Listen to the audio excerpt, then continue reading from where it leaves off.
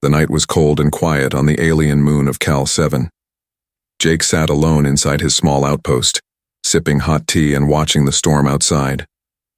Wind howled through the canyons. The sky flashed purple with strange lightning. His radio was silent. No messages, no visitors, just another lonely evening. Jake was the only human on this moon. He was an engineer sent to repair old mining stations. Most of the stations were abandoned now. He had been alone for 3 months. He didn't mind the silence, but sometimes it felt too heavy, too empty. Suddenly he heard something strange. Scratch, scratch, whine. Jake stood up. The sound came again. Whine, howl. Something, or someone, was outside his door. His hand moved to the control panel. He checked the outside camera. It was covered in dust and rain. He could only see a blurry shape. Another howl. Jake grabbed his coat and stepped outside. The storm hit him hard. Rain splashed on his face. He turned his flashlight toward the door and froze. There, lying in the mud, was a creature, part dog, part human. It had soft silver fur, long ears, and deep golden eyes that looked straight into his soul. Its body shook. It was injured. One leg was bleeding. Jake took a step forward. The creature didn't growl. It didn't run. It whispered, "Help, please." Jake blinked.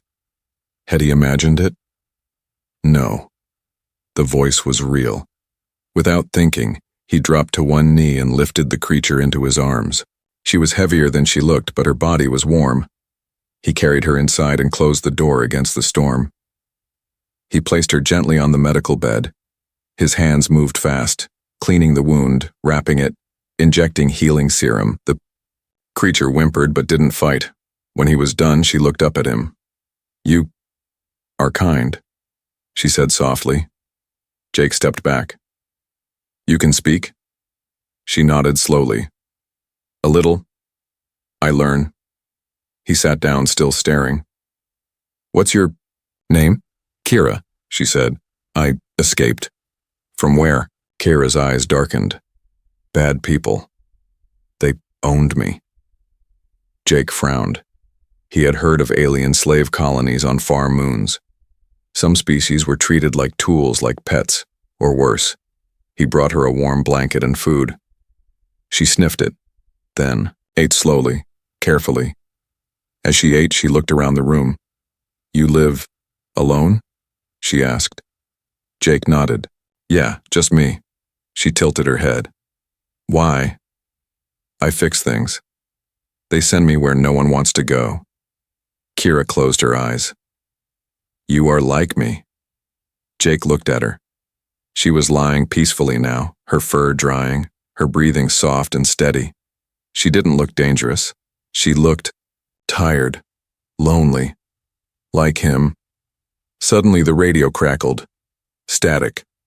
A voice spoke, but it was garbled. Jake walked over to check it, but Kira suddenly sat up. "No," she whispered sharply. "Don't answer." He turned, surprised. "Why not?" "They listen," she said.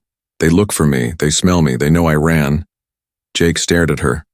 "Who are you running from?" She looked at him, and this time her eyes shimmered with fear. "Hunters," she whispered. "They want me back. But not to save me. To stop me." Jake felt a chill run down his spine. He didn't know this alien girl. But something told him. If he sent her back, she wouldn't survive. He walked over and turned the radio off. "You're safe here," he said. Kira slowly nodded. Then, to his surprise, she smiled. A small, shy smile. "You are different," she said. "Most humans fear us or want to hurt us, but you helped me." Jake shrugged. "I've been alone too long to judge anyone." The storm outside roared louder, but inside the outpost was warm, quiet. Jake leaned back in his chair, watching Kira slowly fall asleep under the blanket. Her silver tail twitched once. Her breathing slowed, but her last words before sleep made Jake sit up straight. In a soft voice, almost like a dream, she whispered, You're not just kind, Jake. You're special. And then she was silent. Jake stared at her, heart pounding. How did she know his name? He hadn't told her. Jake didn't sleep that night. He sat near the small heater watching the strange girl, Kira, sleep in silence. Her silver fur shimmered in the warm light. Her breathing was soft, calm, peaceful. But Jake's mind was racing. How? Did she know his name? He hadn't spoken it. He looked back at her. She looked like a cross between a human and a dog, slender body, long legs, ears like velvet, and a tail that sometimes twitched. But her face was beautiful. Not just in a cute animal way. There was something human in her expression. Something intelligent. Something emotional. As the storm outside began to slow, Kira opened her eyes. You didn't sleep, she said quietly. Jake blinked. No, I had too many questions. She sat up slowly, stretching her arms like a cat. Ask. Jake hesitated, then said, How do you speak English so well? Kira looked at him for a long time. Then she touched the side of her neck. A small device blinked softly under the fur. Translator implant, she said. Old tech. Broken now, I learn fast though. Jake nodded slowly. And my name? He asked. Kira smiled. You talk in sleep. Jake frowned. I don't talk in my sleep. Kira tilted her head and said nothing.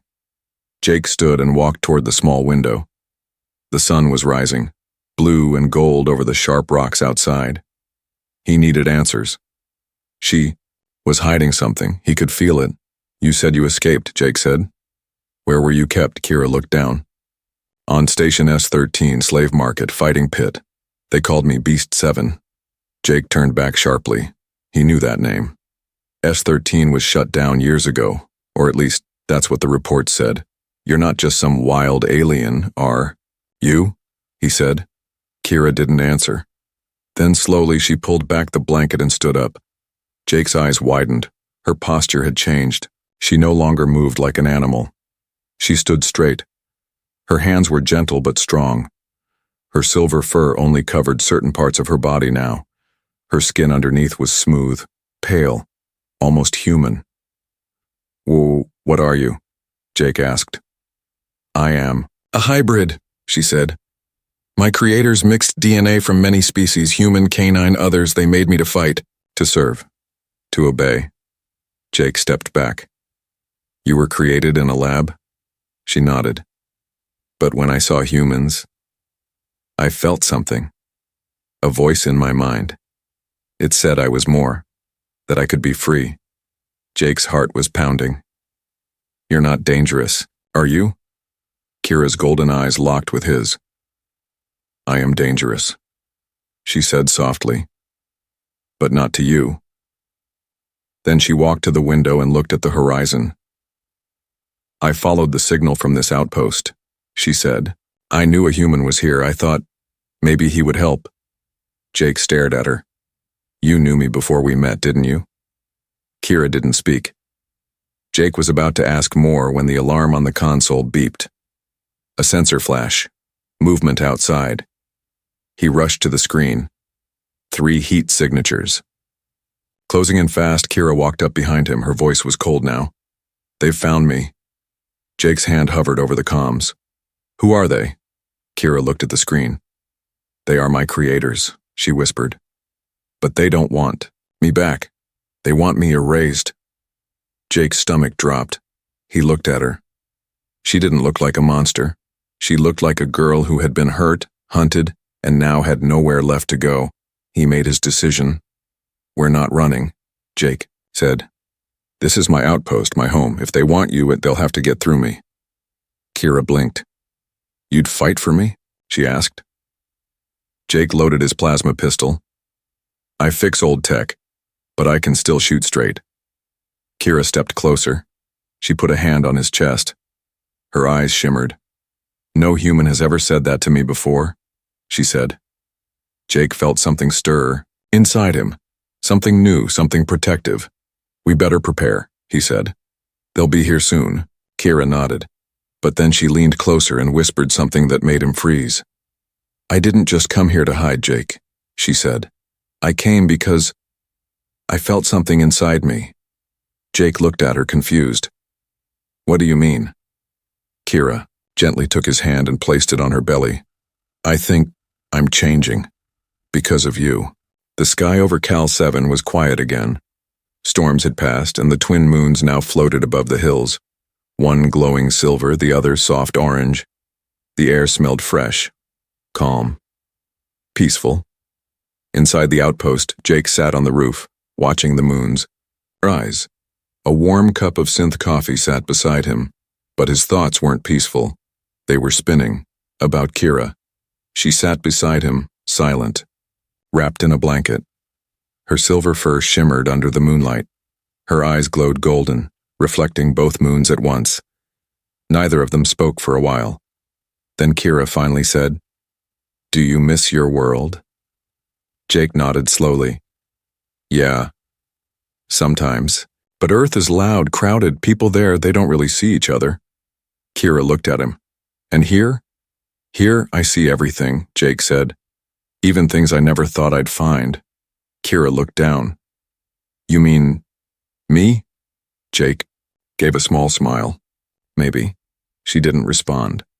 Instead, she reached up and touched the side of her neck. Her translator implant buzzed for a moment. Error, it said. She sighed. I can speak without it now, but sometimes words feel small, too small, for what I want to say. Jake turned toward her. Then show me. Kira looked at him surprised. Then, slowly, carefully, she took off the blanket. Underneath, her body had changed more. She was slimmer now, more human than ever. The fur on her arms had faded. Her eyes shimmered, not with light, but with emotion. I wasn't built to feel love, she said, but when I'm near you, I feel something I don't understand. Jake's chest tightened. He didn't know what to say, but he didn't need to. He reached out and touched her hand. It was warm, soft, alive. They sat like that, hand in hand, under the light of the twin moons. For the first time in weeks, Jake didn't feel alone, and neither did she. Kira looked up at him, eyes full of quiet wonder. May I stay? She whispered. Jake nodded. As long as you want. They leaned closer. Their foreheads touched. For a moment, time seemed to freeze. But deep inside Kira, something stirred. Something new. Her body trembled slightly. She pulled back. What's wrong? Jake asked. Kira put a hand on her belly. I feel strange. Jake helped her lie down on the warm rooftop. Her breathing slowed. She looked scared. I've never felt this before, she said. Jake ran to grab the med scanner. He pressed it to her skin. The screen blinked. New life detected. Jake froze. What is this? He asked. Kira sat up slowly, her hands trembling. I told you I was changing, she whispered, but I didn't know it was this. Jake stared at her. You're pregnant? She looked into his eyes. I think you did this. Jake couldn't speak. You touched me. You cared for me. My body reacted. My DNA changed. You woke something up inside me that shouldn't be possible. Jake shook his head. That can't be. Humans and your kind were never supposed to mix. Kira finished. But we did. Somehow. It worked. She placed his hand over her belly. There's life inside me now, Jake, a life that's part of you. Jake felt the warmth beneath his hand. A soft pulse, a faint vibration, like a tiny heartbeat. He looked at her, stunned. Kira. She smiled gently. You got me pregnant, human. For a long moment, they both sat in silence. Then a loud beep from the console inside the outpost broke the moment. Jake ran down to check. His face went pale. "They've found us," he whispered. Again. Kira joined him. "Then we run." "No," Jake said. "We fight." Kira touched her belly again. Her face was calm now, strong. "I'm not just fighting for me anymore," she said. "I'm fighting for us." Jake took her hand. "We'll protect them," he said, "no matter what." The next morning, the sun rose over Cal 7 in a strange silence. The wind didn't howl. The dust didn't move. It felt like the calm before something big, something dangerous. Inside the outpost, Jake was packing supplies. Energy cells, water packs, plasma clips. His heart was still racing from last night's discovery. Kira was pregnant. And somehow, the child inside her had human DNA. She sat quietly by the table, her golden eyes staring at the scanner. The heartbeat was still there, strong, growing, alive. Jake glanced. "You nodded. My kind doesn't carry life from others. Our bodies rejected, but you're different. Something inside. You matched with me." Jake ran a hand through his hair. "This changes everything." Kira looked up. "It already has." Suddenly, the outpost alarm lit up. Beep, beep. Jake rushed to the screen. A small ship had landed nearby. No ID code. Silent engines. Unregistered. Unknown. Dangerous. Kira stood, tense. "It's them." Jake grabbed his plasma pistol and handed Kira a small blaster. "We don't know what they want yet." She looked at him, calm and serious. "They want to erase me. And our child." Jake shook his head. "Not on my watch." Outside, footsteps approached. Jake opened the outer door. Dust flew in as a tall alien stepped forward. Cold silver armor, face hidden behind a dark visor. Behind him stood two others, holding stun rods. The leader raised a hand. "Step aside, human," he said. "You have something that doesn't belong to you." Jake didn't move. "She's not a thing. Her name is Kira." The alien's voice turned sharp. "The hybrid experiment is unstable. Her pregnancy could destroy the genetic balance of 3 species. She must be neutralized." Kara stepped forward behind Jake, her voice strong. "I'm not an experiment anymore. I'm a mother now."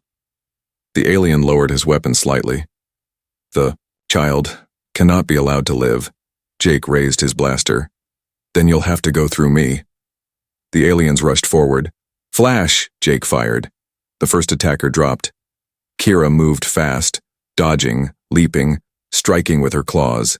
She was fast, faster than Jake had ever seen. But she winced. Her body was still adjusting. She wasn't fighting just for survival now. She was fighting while carrying new life inside her. Jake took out the second soldier. The third ran. But Kira didn't chase him. She held her side, panting. Jake grabbed her and pulled her close. "We have to go," he said. "More will come." Kira nodded. "But where?" Jake pointed toward the mountains. "Old mining tunnels. They won't find us there." They left everything behind, data logs, tools, comfort. But Kira looked back once, her hand resting on her stomach. That small heartbeat inside her pulsed stronger now, and she whispered again, like a promise. "You got me pregnant, human. But you also gave me hope." They walked for hours, through rocks and dust and fading light. As they reached the edge of a deep canyon, they found the old tunnel entrance, sealed but not dead. Jake pushed open the gate with an old override key. Inside, the tunnel was dark, quiet, safe. For now. They sat near a broken mining lamp, catching their breath. Kira leaned on Jake's shoulder, her eyes closed. She was tired, but not afraid. Jake whispered, "Why didn't you tell me sooner?" Kira smiled softly. "Because I wasn't sure. My body has never done this before. No one like me has." Jake looked at her belly. "It's not just a child," he said. "It's a new beginning." Kira reached for his hand and placed it gently over the small bump that had started to form. "We made something impossible," she said. Jake nodded. "But now," she continued, "we have to protect it. Because if the galaxy finds out..." Jake finished the sentence for her. "They'll either try to control it or kill it." They both fell silent. Somewhere in the shadows, a broken monitor blinked. A message began to autoplay. A long-forgotten recording from a human officer years ago. Mining Site 9 shut down due to unstable energy leaks. Caution. Life signs detected in lower tunnels. Do not enter alone. Jake and Kira looked at each other. More danger awaited below. But so did a chance to hide, to survive, to keep their unborn child safe. The mining tunnels under Cal 7 were dark and cold. Old pipes hissed steam. Walls groaned. The lights flickered like dying stars. But deep inside, Jake and Kira moved carefully, step by step, searching for a safe place. Kira was breathing harder now. Her hand often rested on her stomach. The child inside her was growing fast. Too fast, Jake noticed. "You okay?" he whispered. Kira nodded. "Yes, but something inside me is changing. I feel strong and weak at the same time." They reached an old storage room. The door still worked. Jake locked it from the inside. They sat down, finally able to rest. Jake checked the scanner. No movement, but that silence didn't last long. Suddenly the signal turned red. 3 dots appeared, then 5, then 12. Jake's heart dropped. "They found us," he said. Kira stood up, alert. Her golden eyes sharpened. "Not just any hunters," she said slowly. "These are elite." Jake looked at her. "How do you know?" She didn't answer. She simply closed her eyes and listened. Then her body shivered. They brought a seeker. Jake frowned. "What's that?" Kira's voice was tight. "A weapon, not a person. Half machine, half beast. It smells life. It doesn't stop until it kills." Jake gripped his blaster tighter. "Then we need to move now." But Kira didn't move. She was frozen. "Kira?" Jake asked. She looked at him with pain in her eyes. "The Seeker was made from my blood," she whispered. "It knows me better than I know myself." Jake walked over to her and held her face gently. "Look at me. You're not a weapon anymore. You're a mother now. We fight together." Kira's eyes filled with light. Not fear, rage. "For the child," she said. "For you." Minutes later, the tunnel echoed with footsteps. Dark shapes moved like shadows. Silent, fast, armed. The Seeker arrived. It stood 10 feet tall, a metal spine, 4 legs, a single red eye glowing like fire. Its voice was deep and broken. "Target sent. Confirmed. Hybrid female. Human signature detected. Prepare for termination." Jake raised his gun. Kira stepped in front of him. "No," she said. "It wants me. Let it come." Jake tried to stop her, but she took one deep breath, and her body changed. Not completely. Not into a beast, but into something more. Her fur glowed, her hands sparked, her voice deepened into a vibration that shook. "The floor," she growled. "I am not your weapon anymore." And then she leapt. She moved like lightning, dodging lasers, striking the Seeker's legs.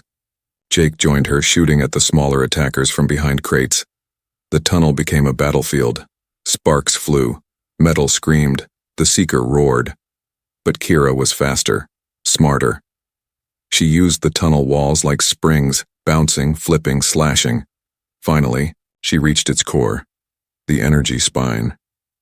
She jammed her claws into the glowing vent on its back and let out a howl so loud the walls cracked. The Seeker collapsed. Dead. The other soldiers froze. Then, seeing their leader down, they fled. Jake ran to Kira. She collapsed into his arms, weak but breathing. "You did it," he whispered. "You beat it." Kira smiled faintly.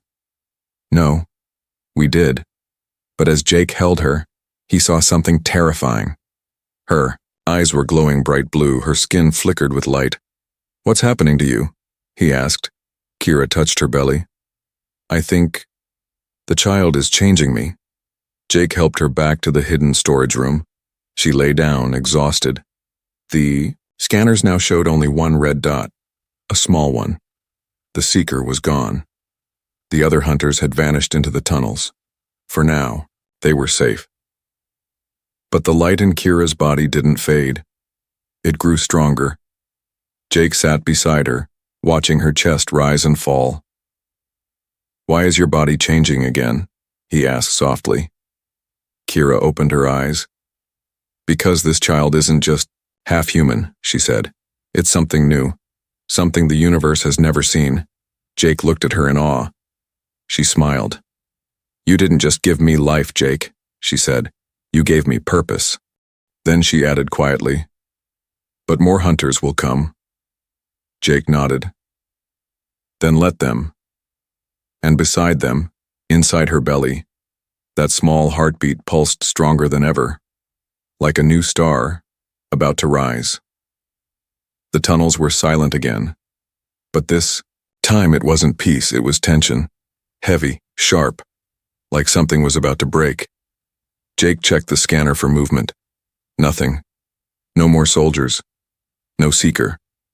But inside the hidden room, something far more powerful was beginning. Kira was on the floor, curled in pain. Sweat dripped from her silver skin. Her eyes were glowing, her heartbeat was too fast. Jake knelt beside her. "It's happening," she whispered. "They're coming." Jake's hands shook. "Now? But it's too early." Kira gasped. "My body is not human, Jake. The child inside is growing faster than anything I've ever known." She grabbed his hand and squeezed it tight. "Help me. Please." Jake had never seen her like this. The strong, sharp warrior was now vulnerable. Scared. In pain. He wrapped her in blankets, checked her pulse, and activated every medical tool he had left. None of them could explain what was going on. The readings were too strange, too alien, but there was no going back. Kira screamed again. Her back arched. Her eyes turned white, and then the power in the room changed. The light flickered. The walls vibrated. Jake's hair stood on end. Suddenly, the child inside her released a pulse of energy, not just noise. A wave. The energy hit the scanner. The device exploded in sparks. Then came the next surprise. 3 glowing orbs of light began, forming near Kira's belly, floating, spinning, humming with power. Jake watched in shock as they solidified into living beings. 3 small pups, fur like moonlight, eyes like stars, ears like Kira's, but faces more human than he ever imagined. They didn't cry. They glowed. Jake whispered, "What are they?" Kira was too weak to speak. The smallest pup floated closer to Jake's hand and touched him. And in that instant, Jake saw something. A vision. A planet of fire. Alien armies kneeling. A voice speaking in 100 languages.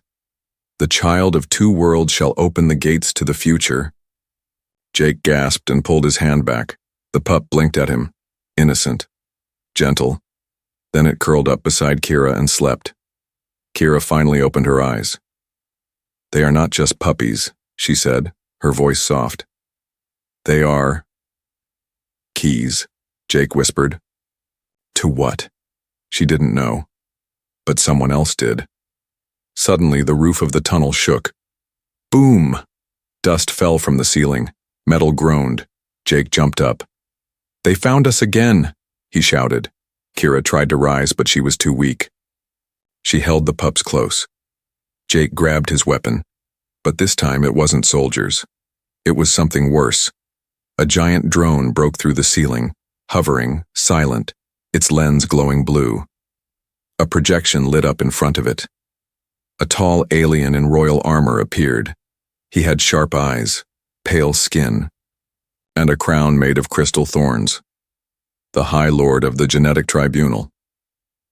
He spoke. "Human, step away from the hybrid. Surrender the offspring. You have no idea what you've created." Jake raised his blaster. "I'm not giving you anything." The alien narrowed his eyes. Those children are not yours. They are property of the tribunal. They are unstable, dangerous.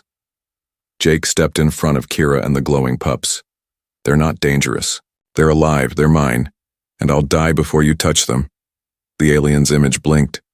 Very well. Then die. The drone charged its cannon. Jake aimed, but then the middle pup opened its eyes. Blue light flooded the room. The drone froze. Then it dropped to the ground. Shut down. The alien's projection vanished. Silence returned. Jake turned. The middle pup crawled into Kira's arms and licked her cheek. Kira cried softly. Jake knelt down beside them.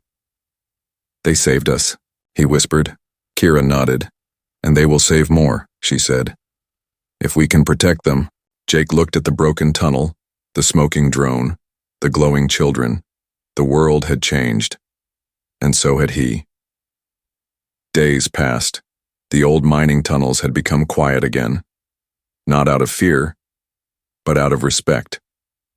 The galaxy was listening now. The strange energy pulse released during the birth of the hybrid pups had been felt across systems. Communication satellites blinked. Old AIs rebooted. Forgotten ships powered back on. Something new had entered the universe, and everyone wanted to know what.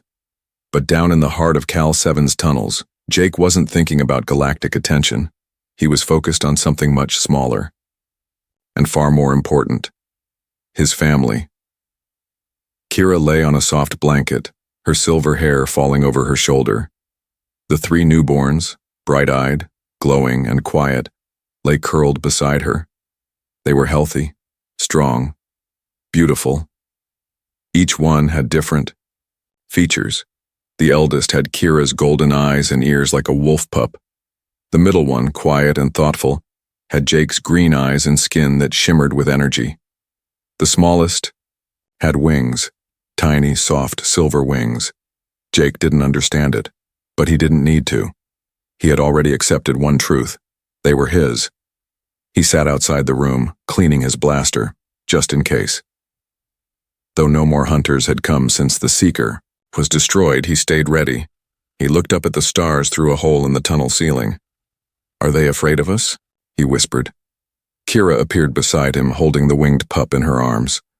No, she said softly. They are afraid of change.